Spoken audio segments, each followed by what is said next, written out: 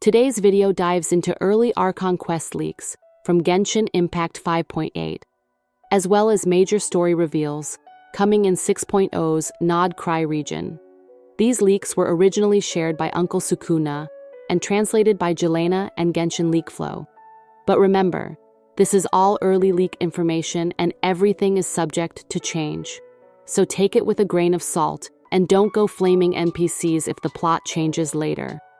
We're about to unravel some of the biggest lore payoffs in the game, the true nature of visions, what it really means to wield one, and shocking details about Fanes, the primordial one, and even the Crimson Moon. The 5.8 Archon quest revolves around Inefa, a character we've known very little about, until now. She has a vision, but if you've seen her splash art, you'll notice something strange. Her vision icon is a question mark instead of an elemental symbol. That's because Inefa does not have a soul. In Genshin's world, this shouldn't be possible.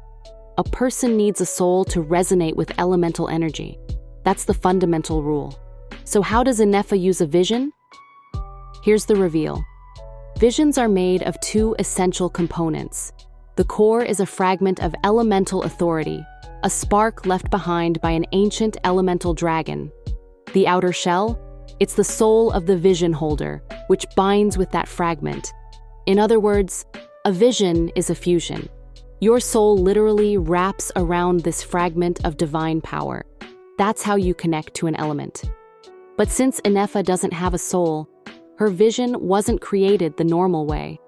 It was gifted to her by Lianka, who seemingly bypassed the entire Celestia-based system. This update doesn't just tell a new story, it resolves a lot of old ones. Remember Kazuha using two visions briefly in Inazuma? That was due to a resonance of souls, now confirmed as an extremely rare phenomenon.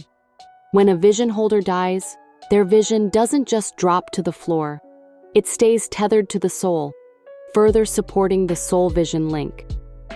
And that mysterious quote by Renee, "Receiving a vision is selling your fate to the world," is now literal. When you accept a vision, you sacrifice part of your fate and soul to the world. This is huge. It redefines everything we've known about how visions work and why some people get chosen. Moving into version 6.0 and the mysterious new region, Nodcry. This region will be a lore goldmine with massive payoffs for longtime players and lore enthusiasts. First off, meet the new 5-star character, the Lightkeeper, an electro bow user who fights as an on-field DPS and uses a new mechanic called Lunar Charged, but leakers warn, don't expect too much strength-wise. These characters might be more story-driven than meta-breaking. But here's where it gets lore-heavy. The name Fanes, the primordial one, will be directly mentioned for the first time in Genshin's main story. We'll also encounter a humanoid form of Durin, the dragon from previous Archon quest, tying back to Mondstadt's lore. Multiple lore sources will now come full circle. The Bamboo Forest Moonlit Night book, the final of the Deep Galleries artifact set, the lore from the Azure Light weapon. These will finally reveal the history of the Seelie race and more about Marcosius, the god of the stove. Yes, the same one Guoba used to be.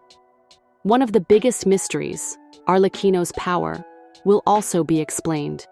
It's partially connected to the Crimson Black Moon, a recurring visual in Fontaine and other celestial lore. The black-robed phantoms we've seen before, they'll be revealed to be moon hunters, beings tied to the moon's ancient authority. And get this, the twins' spaceship, mentioned in Traveler Chapter 5-7? Yeah, it's real. And it's in Nodcry, the region's entire story will center around it. And that means interstellar lore is back. Now let's talk about returning characters and upcoming regions. Varka's expedition wasn't just about exploration. It's tied to ancient, dangerous secrets buried along Teyvat's fragile borders, possibly knowledge that could threaten Celestia itself. Meanwhile, Alice, Klee's mom, will be confirmed to be from beyond this world. She's immune to Irminsul, meaning her memories can't be deleted like others. She exists outside the system that governs Tevat's fate. This places Alice alongside the Traveler and Dainsleif, characters unbound by the world's rules. The next area after Nodcry will be Port Dornman, and future updates will explore the secrets of Blackcliff Forge, the connection between the Crimson Moon and Canria, the identity of the God of Life and their ties to Mont Essus, and finally, the role of Rheindatir, Albedo's creator. And if that wasn't enough, Genshin's next map after Nodcry might be the most visually striking yet, the Paradise region. Leaked concept art shows, floating structures, blue skies, amusement park-style architecture, with Ferris wheels and other dreamy aesthetics. Despite the cheerful look, don't be fooled. We'll likely see dark contrasts hidden beneath all the glitter. All of this adds up to one thing.